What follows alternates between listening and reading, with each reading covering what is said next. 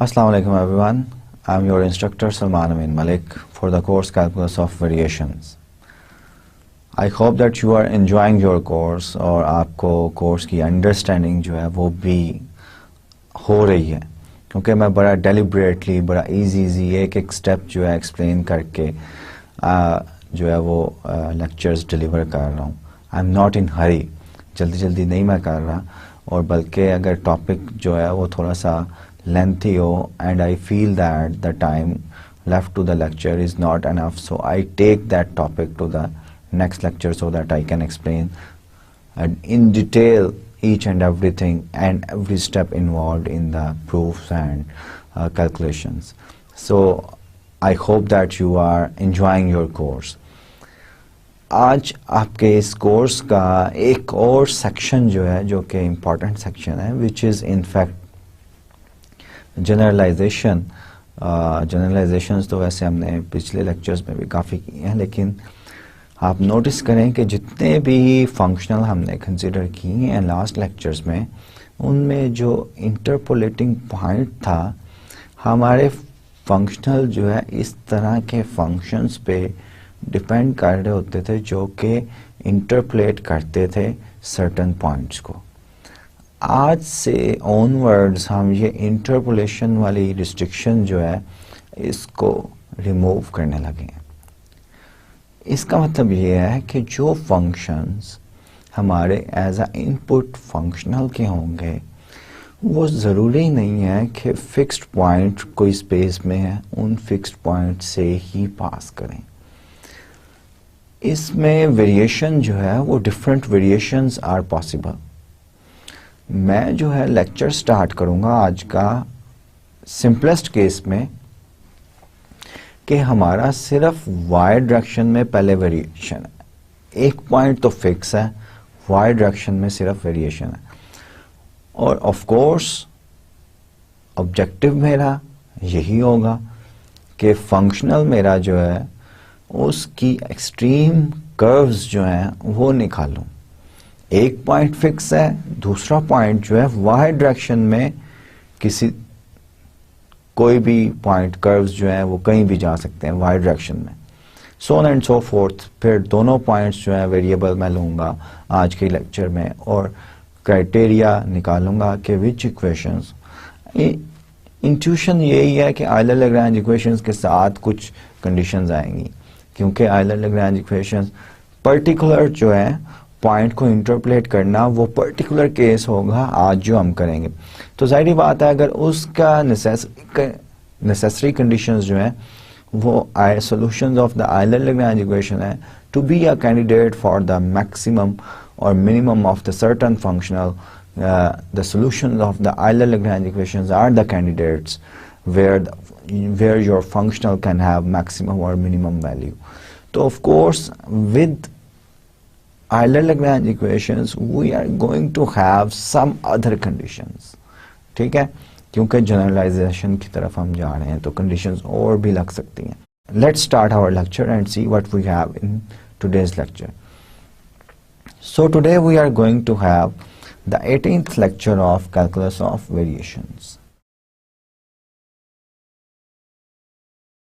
As I told you earlier कि अब हमारा जो एंड पॉइंट्स हैं वो वेरिएबल होंगे.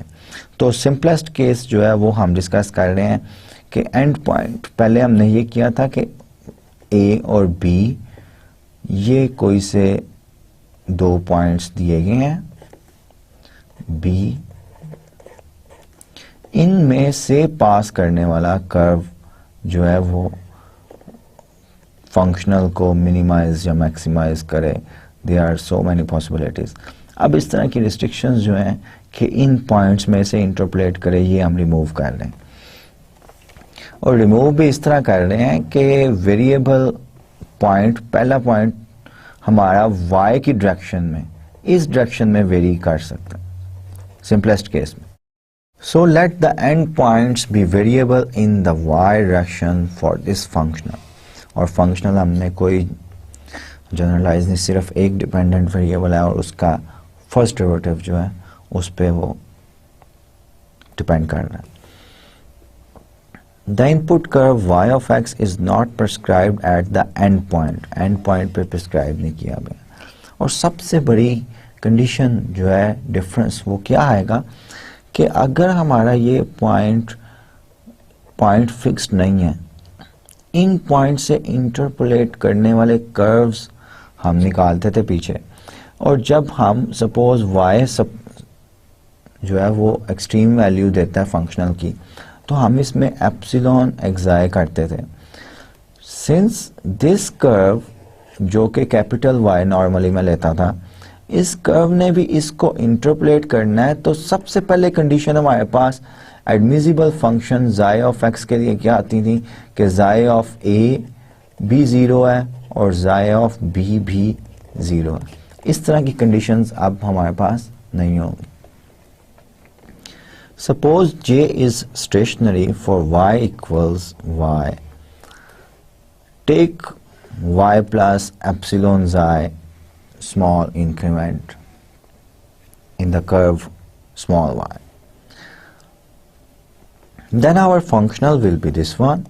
हमारा ये फंक्शनल, ये कोई नई बात नहीं है। इस फंक्शनल को टेलर सीरीज से एक्सपैंड करना हमने।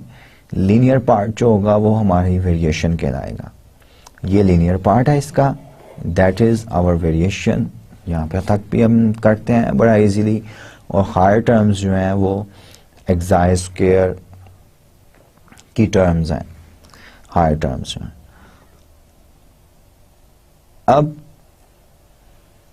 अब यहां से इफ यू रिमेंबर, यहां पे मैं इंटीग्रेशन बाय पार्ट्स यूज करता था, and I use this condition कि xi of a equals 0 xi of b if I have to interpolate this point। ये condition भी हम डिस्कस करेंगे आज, क्योंकि पर्टिकुलर केस ये बनता है हमारा। If jy has a minimum for y equals small y, we need that this variation must be equal 0। अब यहाँ पे डिफरेंट केसेस जो हैं वो हम डिस्कस करेंगे, जो कि नेक्स्ट स्लाइड में मैंने शो भी किए हैं। केसेस कितने हैं? The first one in which x equals a पे और x इक्वल्स b पे फिक्स पॉइंट कर दिया हमने, यानी कि पहले वाला केस। तो ऑब्वियसली पहले वाले केस में xi of a equals xi of b वो जो है वो हमारा 0 होंगे, तो हम यूजुअल आयलर लैग्रेंज इक्वेशंस आएंगी। दूसरा केस क्या है? Exactly opposite to this one, कि ये हमारा एक्सट्रीम वैल्यू तो दे रहा है लेकिन एंड पॉइंट्स कोई स्पेसिफाइड नहीं है। तो हमारा y के लिए कैंडिडेट जरूरी नहीं है कि यहां से ही इनिशिएट हो रहा हो हमारा y curve. It could be any curve starting from this one, for example ये एक एग्जांपल मैंने बनाई हुई, लेकिन इसके अलावा ये भी हो सकता है। ठीक है, यहाँ पे आ जाए। इसके अलावा ये y डायरेक्शन में ये भी हो सकता है। ठीक है, यहाँ पे एंड कर रहा है, so on and so forth, there are so many possibilities. तो ये मेरा सेकंड केस है। तो आज के लेक्चर में पहला केस जो कि ऑलरेडी हमने पहले किया हुआ है, इस केस में xi of a equal 0 xi of b आएगा। सेकंड केस में we don't have any information about xi of a क्या होगा और xi of b क्या होगा। it could be any 0 में भी 0 हो जाएगा, तो ये केस बन जाएगा। अगर नॉन 0 है तो वो यार in the generalisation. Third case जो है वो क्या बन रहा है कि आपका एक पॉइंट तो फिक्स्ड है, यानी कि xi of a जो है वो तो 0 है, लेकिन दूसरा पॉइंट जो है वो कहीं भी जा सकता है। यानी कि कर्व जो है कैपिटल Y, जो एक मैंने पॉसिबिलिटी यहाँ पे फिगर में दिखाई हुई है वो ये है, लेकिन ये स्टार्ट यहाँ से ही होना है, ये भी हो सकता है। स्टार्ट यहीं से होना है, ये भी हो सकता है, ये सो ऑन एंड सो फोर्थ। अब ये हमने लेफ्ट हैंड पॉइंट फिक्स किया था, फिर एक और पॉसिबिलिटीज हो सकती है कि राइट हैंड पॉइंट है वो फिक्स्ड हो, और वो जो है दूसरा जो है वो कहीं भी आर्बिट्रेरी पॉइंट है, यानी कि मूव सिर्फ यहां से करना है, ये यहां हो सकता है। लेकिन ये इसकी मूवमेंट जो है ये सिर्फ वाई डायरेक्शन में हम ले रहे हैं, ये देखें ना, यहां से यहां तक ही रहेगा। एंड पॉइंट जो है वो इस लाइन पे x इक्वल्स a जो लाइन है, इस लाइन पे कहीं भी हो सकता है। ये कर्व स्टार्ट करे जहां मर्जी जाए, एंड इस पॉइंट पे करना है। तो चेंजेस जो है वो वाई डायरेक्शन में सिर्फ हम कर रहे हैं। सिमिलरली यहां पे भी x इक्वल्स b के correspond and x equals b पे कहीं भी हो सकता है। कर्व यहां से स्टार्ट हो, इधर जाए जहां मर्जी जाए, एंड पे यहां पे आए, ठीक है। यहां पे x इक्वल्स b और x equals a, in lines पे कर्व्स ने एंड करना है। जहां से मर्जी स्टार्ट हो, जहां मर्जी जाए दरमियान में, एंड इधर स्टार्ट जहां से मर्जी हो, यहां से स्टार्ट हो, जहां मर्जी जाए, एंड y इक्वल्स b। तो इसीलिए ये इस टॉपिक की हेडिंग क्या थी कि हम सिर्फ y डायरेक्शन में चेंजेस कर रहे हैं, जरूरी नहीं है x डायरेक्शन में भी, किसी भी डायरेक्शन में चेंज हो सकता है, ठीक है। तो इन लाइंस के along x equals a, the most generic case is this one, x equals a और x इक्वल्स b पे एंड पॉइंट होने चाहिए y डायरेक्शन में, और इन लाइंस पे कहीं भी एंड पॉइंट हो सकते हैं कर्व्स के। मे भी नीचे आ जाए, मे भी यहां से स्टार्ट हो ऊपर चला जाए, मे भी यहां से कर्व वो इधर चला जाए, ठीक है, so on and so fourth. तो ये 4 केसेस हैं। इन 4 केसेस के लिए हम देखेंगे कि क्या बनती हैं हमारी आयलर-लैग्रांज इक्वेशंस के अलावा कंडीशंस क्या बनती हैं। एक तो आयलर-लैग्रांज इक्वेशन ही बनेगी। तो केस 1 जो है जिसमें फिक्स्ड एंड पॉइंट है, ये तो पुराना ही केस है, there is nothing new in it. In this case we have xi of 0 at x equals a and x equals b दोनों के लिए। Then we have integration by parts, ये हम एक्सपर्ट हो चुके हैं इसमें, इंटीग्रेशन बाय पार्ट्स यूज करते हैं। ये आता है और ये जो है टर्म जो है ये 0 हो जाती है, और एज यूजुअल लेमा को यूज करके ये एडमिसिबल फंक्शन है, ये आपका अल्फा ऑफ एक्स है, और ये कई बार हमने किया है अल्फा ऑफ एक्स इक्वल्स 0 आएगा, जो कि हमें Euler-Lagrange equation, the usual Euler-Lagrange equation हमारे पास आ जाती है। Let's see the most generic case, कि ये सेकंड वाला केस कि x इक्वल्स a और x इक्वल्स b, इन लाइंस पे कर्व्स ने एंड और मूव होना है। जैसे मैंने पहले कहा है कि यहां से यहां हो सकता है, यहां से यहां हो सकता है, so on and so forth। Sorry ये आगे चला गया, लेकिन यहां से यहां, so on and so forth। In this case we have xi is not equal to 0 neither at x equals a nor at x equals b।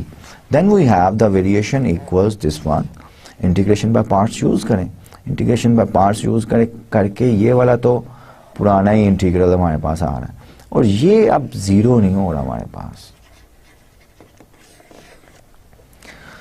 अब अगर वेरिएशन जो है डेल्टा जे जो है ये 0 होगा, तो इसका मतलब ये है, और ज़ाय आर्बिट्रेरी फंक्शन है, इसका मतलब ये है कि ज़ाय तो 0 नहीं, इसको ज़रा ओपन करें, ये क्या बनेगा, एप्सिलॉन मैं कॉमन ले लेता हूं, ये बनेगा xi of B partial F over partial Y prime calculated at x equals B minus xi of A partial F over partial Y prime calculated at x equals a, ये बनेगा ये वाली टर्म। अब ज़ाय ऑफ ए और ज़ाय of B तो कुछ भी है, इक्वल हो या ना हो, लेकिन ये 0 के इक्वल नहीं है। तो इसका मतलब ये है कि इसको वैनिश करने के लिए टर्म, और आयलर-लैग्रांज इक्वेशंस जो कि इंट्यूशन हमारी यही थी, इंट्यूटिवली यही था कि आयलर-लैग्रांज इक्वेशंस के सॉल्यूशंस पे ही फर्दर कंडीशंस आएंगी। तो this will delta J will be equals, अगर ये जो टर्म साथ लगी हुई हैं ए पे भी और बी पे भी, ये दोनों 0 हो जाएं, तो ये सारी टर्म जो है ये 0 हो जाएगी, ये 0 हो जाएगी। तो इस कंडीशन को अलोंग विद आयलर-लैग्रांज इक्वेशन हमने कर लिया, along with this condition. So the most generic case in the Y direction में, अगर कर्व जो है कहीं भी स्टार्ट और एंड कर सकता है, तो we have to solve this conditions. Euler Lagrange equations के सॉल्यूशंस विद दीज कंडीशंस के पार्शियल एफ और पार्शियल वाई प्राइम जो है वो ए और बी पे जीरो हैं, ये कंडीशंस हमारी आ गई। सेकंड के एक तो फिक्स्ड पॉइंट है हमारे पास, यानी कि जाय ऑफ ए जो है वो तो जीरो है, लेकिन xi of b we don't know anything about this one. तो integration by parts once again करने से as usual Euler Lagrange equation term plus a B.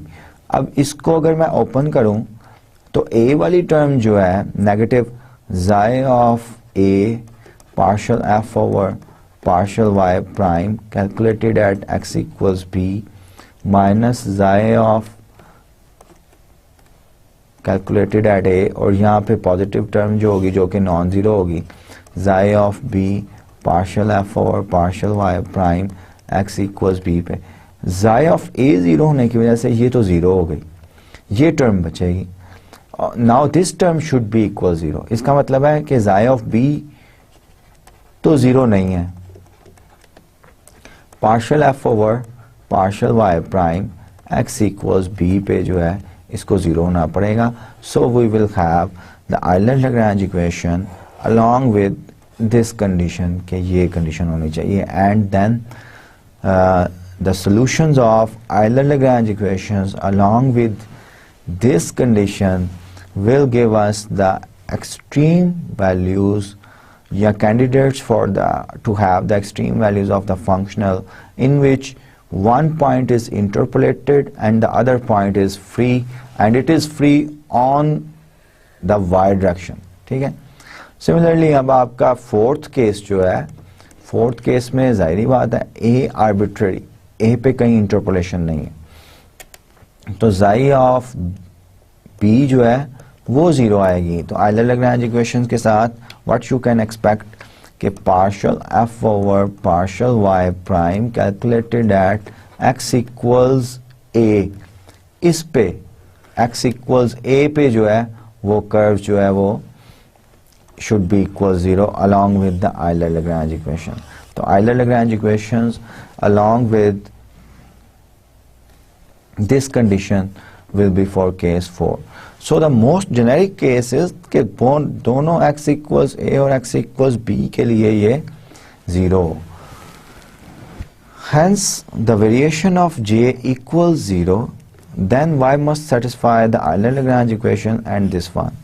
If y is not prescribed, or these are known as the boundary conditions, इनको हम क्या कहते हैं, boundary condition। If y is not prescribed at an end point, e.g. x equals b, then we required x partial f or partial y prime x equals b equals naught। This is what we call the boundary condition, natural boundary conditions for the curve। अब ये जो हमने generalisation simple सी की है, इसके लिए हम एक एग्जांपल जो है वो सिंपल सी एग्जांपल कंसिडर करते हैं। इस एग्जांपल में first we have to find out the Euler Lagrange equation. आपका फंक्शन जो है y प्राइम स्क्वायर है, तो partial F over partial y जो है ये जीरो है, partial F over partial Y prime जो है ये 2y प्राइम है। So the Euler Lagrange equations become 0 minus D over D X 2y prime equal 0, which is in fact y double prime equal 0, और इसको solution जो है y equals c1 x plus c2, where c1 and c2 are arbitrary constant. अब अगर the first case 1 जो हमने किया था वो क्या है, केस 1 है कि आपका जो है वो पॉइंट इंटरपोलेट करें। इंटरपोलेट किन को करे, वो दिए हुए हैं पॉइंट्स, उन पॉइंट्स को इंटरपोलेट करें। कौन से पॉइंट्स दिए गए हैं, 0 0 ओरिजिन एंड 1 1, इन पॉइंट्स को इंटरपोलेट करें। उसके लिए हम x इक्वल 0 यहाँ पे पुट करते हैं, y इक्वल 0, तो c2 मेरे पास 0 आ जाता है, तो मेरा y इक्वल c1 x बन जाता है। जब x1 है y1 है तो c1 इक्वल्स 1 आ जाता है, तो y इक्वल्स x मेरा करवा रहा है, और ये 2D में नज़र भी हमें आ रहा है कि ये ओरिजिन है, ओरिजिन और ये 1 1 पॉइंट है, इससे पास करने वाला कर्व जो है, ये कर्व जो है कैंडिडेट है extreme values for this functional. अब ये जो हमने अभी रिजल्ट्स किए हैं, नेक्स्ट स्टेटमेंट जो है, consider the same example with no information at x equals 0 and x equals 1। अगर ये इंफॉर्मेशन ना दी गई हो तो हमने क्या कहा था कि हमारी partial Euler-Lagrange equation, the candidates for the maximum or minimum value for this functional are the solution of the partial f over partial y minus d over dx, partial f over partial y prime equals 0, Euler-Lagrange equation, along with partial f over partial y prime calculated at x equals a lower limit, x equals b equals 0। ये हमने most generic case में ये किया था, ठीक है। तो Euler-Lagrange equations जो हमने हमारी वो ही रही, y double dash equal 0, partial F और partial y prime calculated at x equals b and x equals a जो है वो 0 होने चाहिए। इसका मतलब है पार्शियल एफ और पार्शियल y प्राइम जो है 2y prime calculated at x equals 0, a क्या है आपका यहाँ पे 0 है, b क्या है वो 1 है, तो calculated at x equal 0 and x equals b, ये 0 होना चाहिए। इसके y के सोल्यूशन क्या हमारे पास आ रहा है, y equals c1x plus c2। अब c1 और c2 की वैल्यूज हमें नहीं पता, लेकिन इस कंडीशन को हमने सेटिस्फाई करवाना है। y प्राइम यहाँ से क्या आता है, c1 आता है। तो आप इस इक्वेशन से, जो ये इक्वेशन है, यहां से हमारे पास y prime x equals b पे y prime c1 plus minus c2, तो हमने y प्राइम हमारा solution y prime equals c1 आता है, तो y प्राइम को कैलकुलेट करना है x इक्वल्स 0 पे, तो y प्राइम ऑफ 0 0 होना चाहिए, तो c1 इक्वल्स 0 आ गया, 0 होना चाहिए, तो c1 इक्वल्स 0 आ गया। y प्राइम ऑफ 1 जो है वो भी 0 होना चाहिए, उसी ने भी हमें c1 इक्वल 0 यही इंफॉर्मेशन दी। So we have y equals c2 where c2 is a constant is the solution of this functional. I will suggest that you take some previous examples and don't take the conditions to evaluate the candidates for the maximum or minimum of the functional which we have done in the previous examples. अब जरा और generalisation पे जाते हैं। Generalisation क्या है कि आपके कर्व्स जो हैं वो पहले तो सिर्फ हमने ये कंसिडर किया था ना कि x इक्वल्स a लाइन के अलोंग, इसके अलोंग मूव कर सकते हैं या b के अलोंग, यानी कि कर्व यहाँ से स्टार्ट हो सकता है और मूव करके यहाँ पे कहीं जा सकता है, ठीक है। लेकिन x इक्वल्स b के लाइन के ऊपर ही लाना है, कर्व यहाँ से स्टार्ट हो के कहीं भी यहाँ पे जा सकता है, एंड पे जा हुआ है, लेकिन वेरिएशन जो थी वो y डायरेक्शन में हम कर रहे थे। अब जो है कर्व जो है variable in x and y direction, both directions में वेरी कर सकता है। इसका मतलब ये हुआ कि हमारा कर्व जो है, अगर कोई फंक्शनल जो है j ऑफ y, जैसे ये फंक्शनल हमने लिया हुआ है, let this functional has extremal at y equals y, इस फंक्शनल का कोई एंड पॉइंट नहीं दिया गया, यानी कि y ऑफ a और y ऑफ b की कोई इंफॉर्मेशन नहीं दी गई।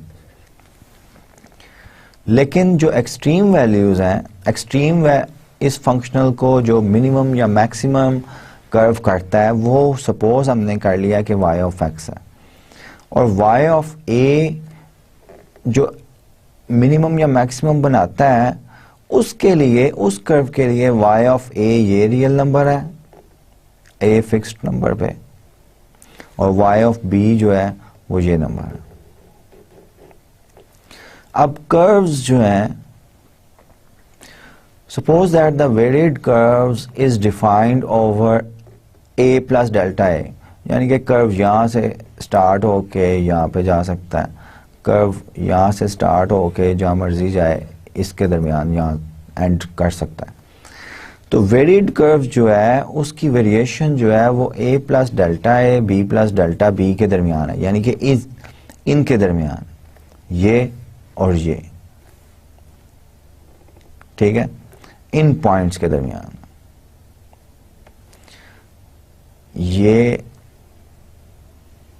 ये लाइन जो मैं प्लॉट कर रहा हूं, इसके और इसके,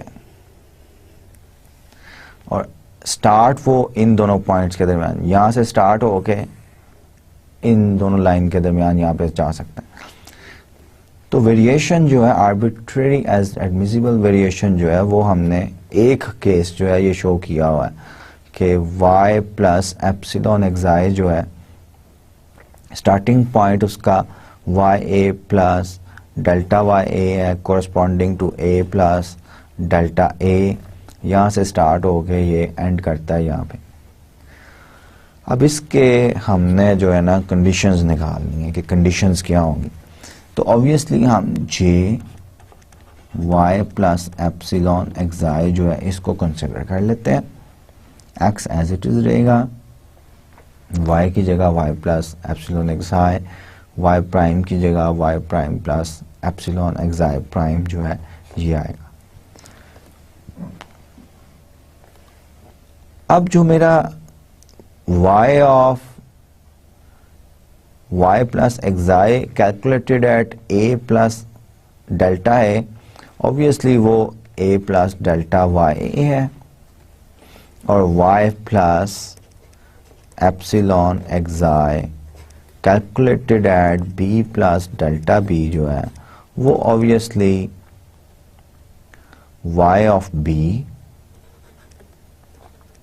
plus delta y of b है, where y of b is in fact y of b है, सबस्क्रिप्ट b ये रियल नंबर है, ठीक है। इन एक्सप्रेशंस के साथ we will continue. The first variation of the functional is this one, a plus, अब ये देखें लिमिट्स जो है वो भी चेंज हो रही हैं, a plus delta a b plus delta b। तो j the functional evaluated at y plus epsilon xi is equals this one and this one. अब of course यहाँ पे मैं जो है ये यूज करूंगा कि क्योंकि ये मेरा इंटीग्रल जो है ये आपने कैलकुलस में पढ़ा हुआ है कि I can split this integral a plus delta a b plus delta b, function मैं नहीं लिख रहा, इसको इसमें मैं स्प्लिट कर सकता हूं, a plus delta a to a plus a to b plus b to b plus delta b। ये रियल लाइन में अगर आप देखें तो आपका ये सीन बन रहा है, ये a है, a प्लस डेल्टा a ये है, b ये है, b प्लस डेल्टा b ये है। तो मैं यहाँ से यहाँ तक, अब ये क्योंकि ये लार्जर वैल्यू है, इसको मैं इंटीग्रेशन जो है माइनस साइन से a to a plus delta a ये भी कर सकता हूँ, plus a to b plus b to b plus delta b। तो यहाँ से यहाँ तक इंटीग्रेशन, यहाँ से यहाँ तक इंटीग्रेशन विद नेगेटिव साइन, फिर मैं जो ए से ऑनवर्ड्स बी तक, then b to b plus one. तो ये यूज किया मैंने यहाँ पे, ये यूज करके ए टू बी, और इसको मैंने इसके साथ ए टू बी वाली साइन के साथ ही कंसिडर कर लिया। F of x y plus xi x plus comma y prime plus epsilon xi prime minus f of x, ये आ गया। बी प्लस डेल्टा बी में सिर्फ ये होगा, और माइनस साइन के साथ ये वाला इंटीग्रल जो था द सेम इंटीग्रल। इस इंटीग्रल को इनफैक्ट मैंने ये डिवाइड किया था जो मैंने एक्सप्लेन किया। We have to assume that the y and xi function are defined on the interval a to b plus delta b। अब ऑफ कोर्स अगर ये इंटीग्रल मैंने जो स्प्लिट किए हैं तो a to b plus delta p extensions of y and y plus xi are needed, and we suppose that this is done। ये जो इंटीग्रल्स के इंटरवल आ रहे हैं a प्लस डेल्टा a, इस पे भी, और a प्लस इनफैक्ट a से ये सब a से पहले तो हमारे इंटीग्रल जो थे वो a से b तक डिफाइंड थे। अब हमारा a से स्टार्ट हो गया इंटीग्रेशन इंटरवल जो है वो बढ़ गया b प्लस डेल्टा b तक। दैट्स वाई यहाँ पे ये लिखा हुआ है कि a to b plus b delta b, जो कि लार्जर इंटरवल है, सबसे बड़ा इंटरवल यही है ना, a से b प्लस डेल्टा b तक। इस इंटरवल पे जो है फंक्शंस जो है एवरी फंक्शन इज डिफाइंड। अब नेक्स्ट हम क्या करेंगे, ऑब्वियसली टेलर सीरीज से एक्सपैंड करेंगे, इसको एक्सपैंड करेंगे, इसको एक्सपैंड करेंगे, और देखेंगे कि क्या जो है लीनियर टर्म्स जो हैं वो कौन सी बनती हैं। टेलर सीरीज से एक्सपैंड करने के साथ जो है हमारा, ये तो पिछली टर्म ही मैंने लिखी हुई है, द लीनियर टर्म्स जो हैं वो मैंने डेल्टा जे, क्योंकि वेरिएशन इन जे जो है वो लीनियर टर्म्स होती हैं, हायर ऑर्डर वाली टर्म्स जो है वो मैं नहीं कंसिडर करता। अब इसको अगर टेलर सीरीज से करेंगे तो आप ये देखेंगे पहली टर्म जो आएगी a to b f of x y y prime, वो माइनस साइन के साथ कैंसल आउट हो जाएगी। तो सेकंड टर्म जो है वो मैंने ये लिखी हुई है, एप्सिलॉन एक्साई पार्शियल एफ और partial y plus epsilon xi prime partial F और partial Y prime dx and plus O two terms of xi square, यहां से जो बचेंगी ये पहले ये आ रही है, ठीक है, plus f of x y y prime x equals B पे delta b minus f of x y y prime x equals a पे और डेल्टा ए जो है ये आएगा, ठीक है। ये टर्म्स जो है ये इनफैक्ट जो है ये यहां से और यहां से जो है कुछ टर्म्स कैंसिल आउट हो जाएंगी, and I will left with this one, ठीक है, ओके।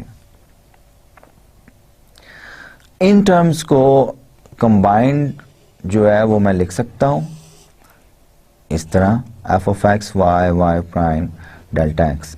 इनफैक्ट इसको भी टेलर सीरीज में एक्सपैंड करें, इसको भी टेलर सीरीज में एक्सपैंड करें तो you will left with linear terms जो है वो आपकी यही बनेगी, बाकी सब कैंसिल आउट हो जाएंगी। यहाँ फिर ओ टू ऑर्डर टू वाली एक्साई स्क्वायर वाली टर्म्स जो है वो बचेंगी। इनको मैं इस तरह लिख सकता हूँ। अब एज यूजुअल मैं यहाँ पे इंटीग्रेशन बाय पार्ट्स जो है वो लगाऊंगा। इंटीग्रेशन बाय पार्ट्स करने के लिए मेरे पास आयलर-लैग्रेंज इक्वेशंस आ जाती हैं, और इसको भी xi epsilon xi partial F over partial Y prime calculated at x equals a x equals b limits apply करनी है।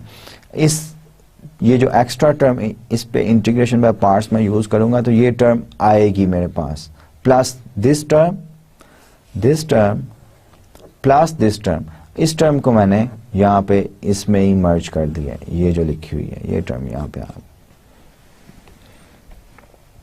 अब हमारे पास जो है ये कंडीशन है कि y plus xi epsilon xi calculated at a plus delta a, ये y a plus delta a के, ये इंटरपोलेट कर रहा है हमारा कर्व जो है, ये फिगर में फर्स्ट फिगर में जो था कि ये a था आपका, ये b था, a and b were the end points of the extremal y, small y जो था, और ये a प्लस डेल्टा a था, और ये यहाँ पे b प्लस डेल्टा b था, और b प्लस डेल्टा b पे ये जो थे ये हमारे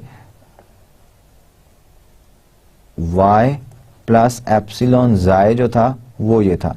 तो ऑब्वियसली ये अगर y a है और ये अगर y b है, ये हाइट जो है ये y b है, तो ये जो थी ये हमने क्या सपोज की थी, सपोज नहीं इनफैक्ट ये डेल्टा है, डेल्टा a है, तो that height was y of a this one plus this one, और ये जो थी ये हमने डेल्टा y ऑफ a से डिनोट की थी। Similarly y plus epsilon xi b plus delta b पे this is in fact y of b जो कि ये था, ये हाइट प्लस दिस वन, और इसको हमने डेल्टा y ऑफ b से डिनोट किया था, और ये हमारे पास ये जो है ये पॉइंट आ गया था।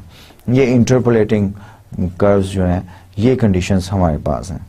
By using these conditions where we have this one and this, ये मैंने पहले explain, the final step is to find xi in terms of delta y, delta a, delta b at x equals a and x equals b, क्योंकि ये xi जो है ये इसको हमने इन टर्म्स में एक्सप्लेन करना है। तो हम फिर क्या करेंगे, once again we will use the Taylor series expansion and we have ya plus delta ya equals, ये इनफैक्ट किसके इक्वल है, y calculated at a plus delta a plus xi at a plus delta a, इसी के equal है ना, ये हमने suppose किया था।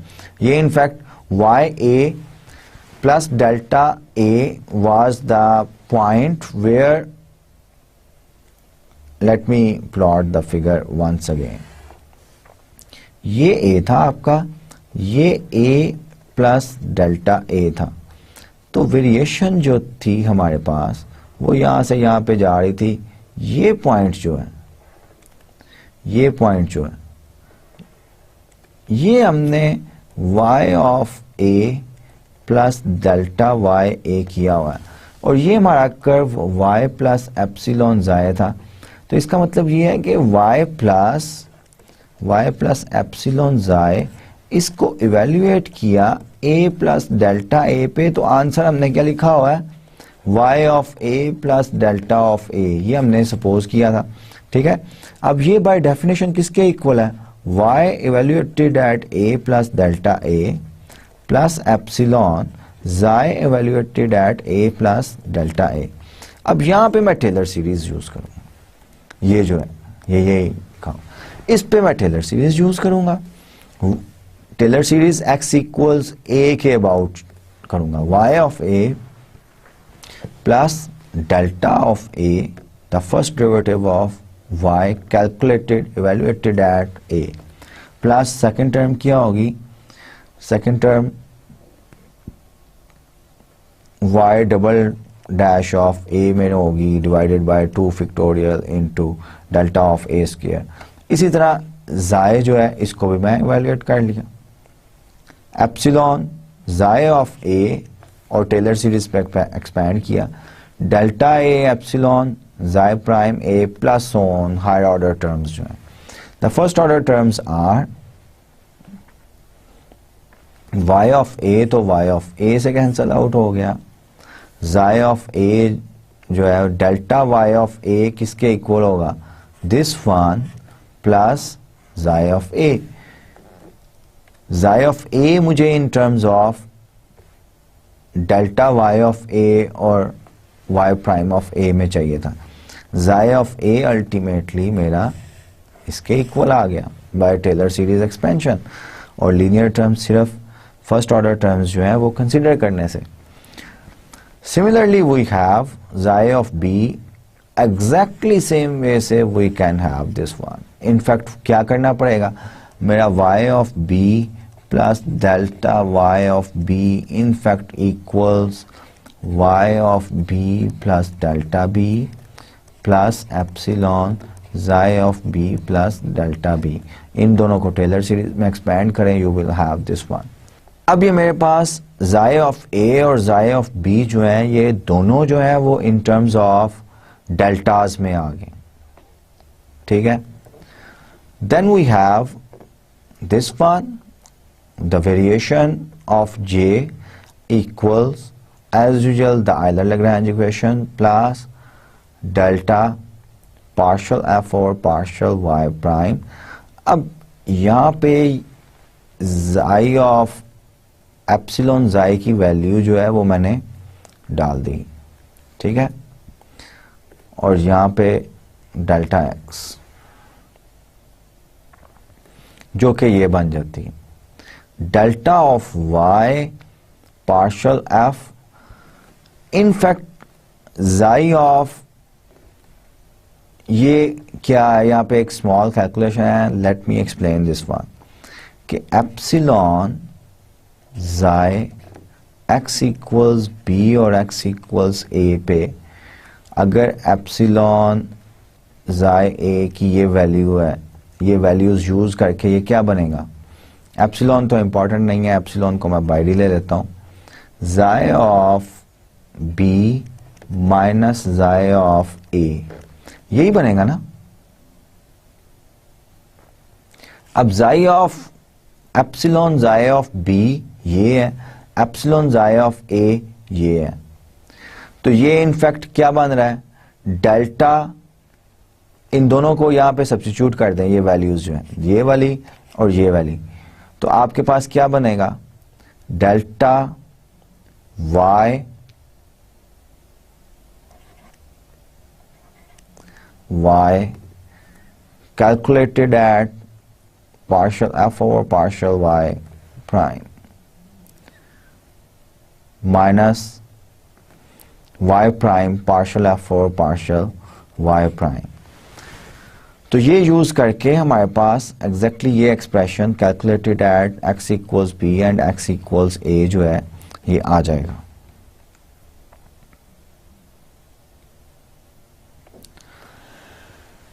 ये जो है मोस्ट जेनेरिक वेरिएशन है, general first variation of the integral J है, कि किसी भी डायरेक्शन में आपका जो है इंटरपोलेटिंग पॉइंट नहीं है, कहीं भी आप जो है वो मूव कर सकते हैं।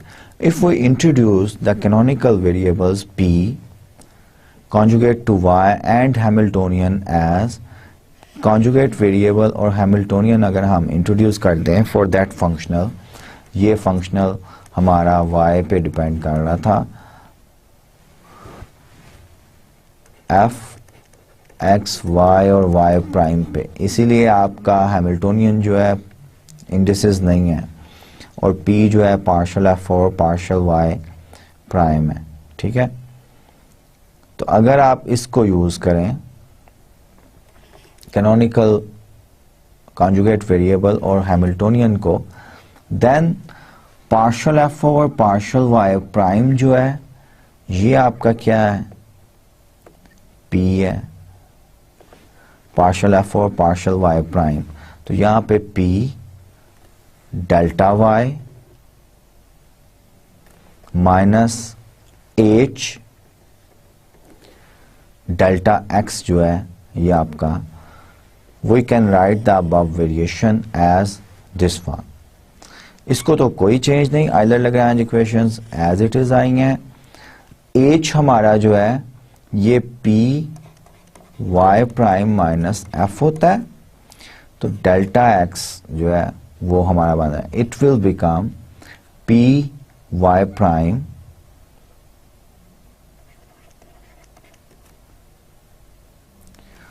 पी, ये पी है, ये वाई प्राइम है और ये माइनस एफ है।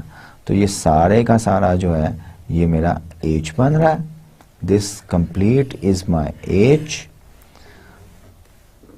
विदाउट डेल्टा एक्स, और ये जो है मेरा पी बन रहा है delta y as it is. So the most generic variation, the general first variation can be written by using the conjugate variable and the Hamiltonian. If j has an extreme values for y equals y, small curve के लिए जो हमने suppose किया था, then delta j should be, variation should be equals to 0, and y is a solution of these equations. So this is the most generic criteria for the function. Of course यहाँ पे equal 0 है, with p delta y minus h delta x equals naught. तो ये जो हमने one by one किया कि सबसे पहले वेरिएशन जो है वो हमने y डायरेक्शन में ली, फिर so far this is the general criteria for the maximization or minimization of this functional. अब यहाँ हम ये यूज किया करेंगे this one, या हम ये यूज किया करेंगे कि अगर मैं conjugate variables यूज ना करता तो क्राइटेरिया क्या बनता? क्राइटेरिया विल बी कि आइलर लैग्रेंज इक्वेशन सेटिस्फाई करे and this one, this complete also should be equal 0। ठीक है, अब अगर आपका देखें इसी से मैं जो है y डायरेक्शन में वेरिएशन थी तो हमारी आइलर लैग्रेंज इक्वेशन के साथ क्या आ रही थी? Partial F over partial Y prime calculated at x equals a, x equals b जो है ये 0 है। अब अगर डेल्टा x मेरा 0 हो जाए, ये सब 0 हो जाएगा, ये सारी टर्म 0 हो जाएगी। डेल्टा y जो है ये तो स्मॉल वेरिएशन है, आर्बिट्रेरी वेरिएशन, ये 0 नहीं हो सकती। So I am left with कि पार्शियल एफ और partial Y prime calculated at x equals b, limits apply करें, इसको 0 होना चाहिए। यही हमने ड्राइव किए थे। तो हमारा जब भी हम जनरलाइजेशन पे जा रहे हैं, हमारा पिछला रिजल्ट जो है वो स्ट्रेंथन होता जा रहा है, वो more and it is more and more strengthen if we move forward towards the more and more generalization, क्योंकि वो पिछली वाला केस जो होता है वो पर्टिकुलर केस बन जाता है। इंटरपोलेटिंग पॉइंट था तो सिर्फ आइलर लैग्रेंज इक्वेशन जो है वो हमारा आइलर लैग्रेंज इक्वेशन जो है वो कर्व सेटिस्फाई करना चाहिए। वेरिएशन अगर y में है तो Euler Lagrange equation along with this one. Now this is the most generic case कि वेरिएशन किसी भी डायरेक्शन में है एक्स वाई प्लेन में, तो आइलर लैग्रेंज इक्वेशंस भी सेटिस्फाई करे और ये भी सेटिस्फाई करे। एंड वी आल्सो हैव कि आपका जो है वो कॉन्जुगेट वेरिएबल में और हैमिल्टोनियन की शेप में भी हमने वी हैव द क्राइटेरिया कि इसको सेटिस्फाई करे। Let's go to the next slide and see what we have on the next slide. अब इस केस की, ये जो अभी हमने केस की है, इसकी जनरलाइजेशन भी कर लेते हैं। इसको प्रूफ नहीं करूंगा मैं, सिर्फ जनरलाइजेशन रिजल्ट जो है वो इस स्लाइड पे दिया गया है। Generalization variable end points, the generalized case. अब इसमें भी जनरलाइजेशन आप देखें, इंडिपेंडेंट वेरिएबल जो है वो सिर्फ एक है। जस्ट मैं आपको रिकॉल करवाना चाहता हूं कि हमने more than one independent variables वाला केस भी किया हुआ, उसको भी जनरलाइज किया जा सकता है, जो कि मैं डिस्कस नहीं कर रहा, लेकिन you should think over it और you should able to do that. अब हमारी जनरलाइजेशन क्या है कि J y one up to सोन वाई एन, इंडिपेंडेंट वेरिएबल एक ही है, डिपेंडेंट वेरिएबल एन हो गए, और डिपेंडेंट वेरिएबल जो फंक्शनल हमारा डिपेंड कर रहा है up to first order derivative dependent variable के कारण। अब हमने generalization up to nth order derivative भी की हुई थी, जिससे हमारे पास nth order ordinary differential equation आती थी, आयलर-लैग्रेंज इक्वेशन आती थी। तो all these generalization could be considered, इन सब को हम कंसिडर कर सकते हैं। Variable end points with one independent variable and n dependent variables, and the functional depends upon the up to at most first derivative of the dependent variable, then we will have, in fact we can show that कि जो आपकी variation है delta J जो है summation n Euler-Lagrange equations equals 0 and this condition equals 0। अब अगर हम allow करें variation on the Y direction only, तो ये सब आपका नहीं होगा, तो we will have summation i equals 1 to n delta y i partial F over partial Y i prime equal 0। अब डेल्टा वाई आई जो है ये आर्बिट्रेरी है, ये तो 0 नहीं हो सकता x इक्वल्स a पे और x इक्वल्स b पे, तो हमारे पास यही आएगा कि summation i equals 1 to n partial f over partial yi prime equals 0 when evaluated at x equals a and x equals b। ठीक है, अब अगर कॉन्जुगेट वेरिएबल्स में हमने करना हो तो this is conjugate variable y i p। अब आप ये यहाँ पे देख सकते हैं, पिछले में h जो था वो हम किस तरह डिफाइन करते थे n वेरिएबल्स के लिए, इंडिपेंडेंट वेरिएबल एक ही लेकिन डिपेंडेंट n वेरिएबल्स हो। i equals 1 to n y i prime p i minus f x y1 up to so on yn y1 prime yn prime. इसी तरह h को डिफाइन किया था ना हमने पिछले से पिछले लेक्चर में। अब ये देखें कि ये सारा पी आई जो है वो कॉन्जुगेट वेरिएबल होता है, p i equals partial F over partial Y i prime. So this is exactly my h delta x and this is my delta yi pi। so thus the extremal of the functional, this type of functional should satisfy this system of Euler-Lagrange equations along with this condition। let me give you an idea कि अगर more than one, suppose के nth order derivative पे ये depend कर रहा होता, तो हमारा nth ऑर्डर डेरिवेटिव पे डिपेंड करने में, रिजल्ट यूज करने में क्या हम यूज कर रहे थे कि n time integration by parts use कर रहे थे, और हम जो है हमारे पास nth ऑर्डर Euler-Lagrange इक्वेशन आएंगी। It's not an easy task to generalize these results for the कि वेरिएबल एंड पॉइंट है और nth ऑर्डर डेरिवेटिव तक जो है वो आप कंसिडर करें आपकी फंक्शनल की डिपेंडेंस। सिमिलरली अगर इंडिपेंडेंट वेरिएबल एक से ज़्यादा दो अगर आ जाते हैं तो हमने ये साबित किया था कि Euler-Lagrange इक्वेशंस जो है वो पार्शियल डिफरेंशियल इक्वेशन बनती है। तो अगर वेरिएबल एंड पॉइंट ले लें तो पार्शियल डिफरेंशियल इक्वेशन आएगी विद सम अदर कंडीशंस, जैसे हमारे पास यहाँ पे आ रही हैं। Let's go to the next slide and see what we have on the next slide. Next slide पे most probably we will have one more generalization in which the endpoints could lie on the given curves. Let me explain this one, or the surfaces, more generally के surfaces।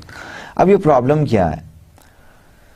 Problem को पहले define किया हुआ है कि भाई पहले तो हमने ये अभी जनरलाइजेशन जो की है वो ये जनरलाइजेशन की है कि आपका एंड पॉइंट्स जो हैं वो कहीं भी लाई कर सकते हैं कर्व के, ठीक है, इंटरपोलेटिंग नहीं है।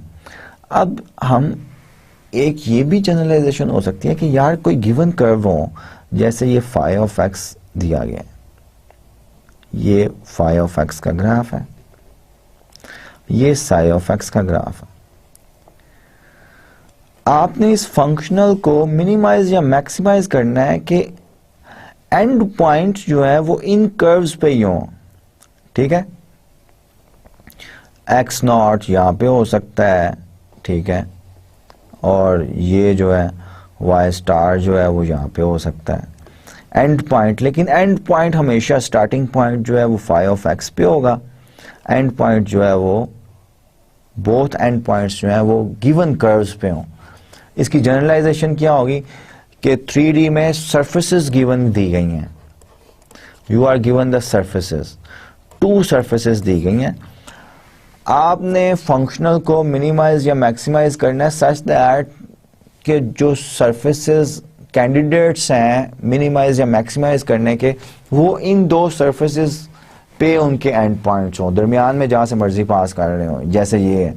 तो एंड पॉइंट्स और क्या पॉसिबिलिटीज हो सकती हैं कि स्टार्ट यहां से कर रहा है जहां से मर्जी जाए, एंड उसने यहां पे करना है, यहां से स्टार्ट कर रहा है जहां मर्जी जाए, एंड यहां पे करना है, ठीक है। So the problem is among all smooth curves whose endpoints P0 and P1 lie on 2 given curves। अब कितने कर्व्स हैं जो कि सिर्फ इन 2 कर्व्स के को मिलाते हों, ब्रिजेस, यानी कि ये 2 बैंक्स हैं, दरमियान में ब्रिजेस, कितने ब्रिजेस बनाए जा सकते हैं? There are infinite many possibilities. Find the curve for which the functional has extremum। अब extreme values वाले curve निकालने हैं जो कि there are so many possibilities। सिर्फ start यहाँ से हो and end points in curves पे होने चाहिए, लेकिन हमने ऐसे curves निकालने हैं जो कि start और end खास curves पे हो रहे हों जो कि इस functional को extreme values assign करें। For example y of x जो है वो मिनिमम हो, और एक और फंक्शन जी ऑफ एक्स जो है वो इस फंक्शनल को मैक्सिमाइज करता हो। तो जनाब जी इसको लेट्स सी के हम करते हैं। हमने सपोज किया कि y of x is the variation. Before going further के इसको किस तरह हमने फर्दर करना है, let's take some examples. For example, the problem of finding the distance between 2 plane curves is of this type। वो इस टाइप का होता है कि आपका फंक्शनल जो है j ऑफ y जो है equals square root of 1 plus dx, लेकिन इसके एंड पॉइंट जो है वो अब फंक्शंस होंगे जिन फंक्शंस के दरमियान आपने डिस्टेंस जो है निकालना है। If jy has an extreme on the curve y of x, then it must satisfy this variation। अब इस वेरिएशन को सेटिस्फाई करने का क्या मतलब है कि आइलर लैग्रांज इक्वेशंस को सेटिस्फाई करे एज वेल एज ये जो आपका है इसको भी सेटिस्फाई करे कंडीशंस, ये जो कंडीशंस दी गई। यही मोस्ट जेनेरिक केस जो है इसको हमने डिस्कस किया हुआ है। इस एग्जांपल को मैं जल्दी में नहीं करना चाहता, I will solve it with complete steps or explain and relate this example with the concepts which we have learned, लेकिन हमारे पास टाइम कम है इसलिए मैं यहीं पे आज का लेक्चर जो है वो कंक्लूड करना चाहूँगा। और let me recall you कि what we have done, इस एग्जाम्पल से नेक्स्ट लेक्चर जो है इंशाल्लाह वो स्टार्ट करेंगे।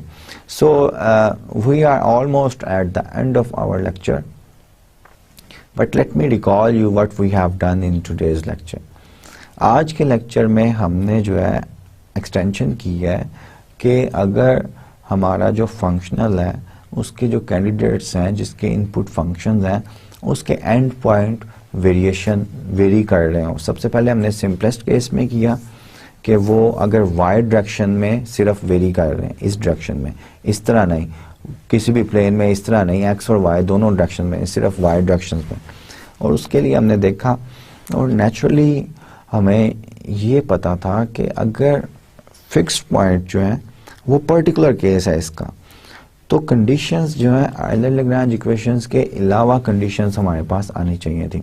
और इसी तरह ही हुआ कि हमने mathematically we take the functional, we suppose कि एक स्मॉल y पे इसकी एक्सट्रीम वैल्यूज हैं, मिनिमम या मैक्सिमम, आई डोंट केयर, तो we take y plus epsilon xi, एक स्मॉल परटर्बेशन हमने कंसिडर की, उस स्मॉल परटर्बेशन के कोरस्पॉन्ड फिर हमने टेलर सीरीज और जो वेरिएशन है डेल्टा जे जो है उसको कंसिडर किया, एंड वी हैव सीन कि ultimately Euler Lagrange equations along with some extra conditions आई।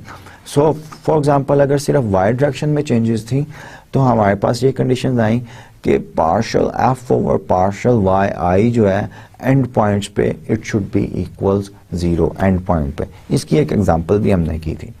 उसके बाद हमने कॉन्सेप्ट को और जनरलाइज किया कि भाई सिर्फ वाई डायरेक्शन में नहीं, एक्स डायरेक्शन में भी एंड पॉइंट्स जो हैं कहीं भी मूव कर सकते हैं। उसके लिए फिर हमने कंडीशन, ज़्यादा जनरलाइज कंडीशंस जो हैं वो निकाली, जो कि उन कंडीशंस को हमने कॉन्जुगेट वेरिएबल में और हैमिल्टोनियन की शेप में भी लिखा, क्योंकि कॉन्जुगेट वेरिएबल्स और हैमिल्टोनियन हमें स्ट्रक्चर से नज़र आ रहा था कि ये अकोमोडेट किए जा सकते हैं। फिर मैंने ये भी आपको दिखाया कि अगर हम जो मोस्ट जनरलाइज केस जो है जिसमें एंड पॉइंट्स जो है x y direction both direction में वेरी कर सकते हैं, अगर उसको रिस्ट्रिक्ट किया जाए तो जो कंडीशंस हमारे पास आ रही हैं, पिछली जो हमने सिर्फ रिस्ट्रिक्ट इस तरह करें कि वाई अलोंग वाई डायरेक्शन जो है वेरी कर सके पॉइंट जो है, तो मैंने आपको ये दिखाया कि सेम कंडीशंस जो पिछली कंडीशंस हमने ड्राइव की थी वही कंडीशंस आ जाती हैं। फिर हमने at the end of the lecture ये स्टार्ट किया मैंने कि अगर हमारे वेरिएबल पॉइंट्स तो हैं इन एक्स और वाई में, लेकिन खास कर्व्स के ऊपर हैं, दो कर्व्स आपको दिए गए हैं उनके ऊपर हैं, इसकी कंडीशंस जो हैं ये हम ड्राइव करेंगे और कुछ एग्जांपल्स भी करेंगे। Till the next lecture, take very good care of yourself and your dear ones. Allah Hafiz.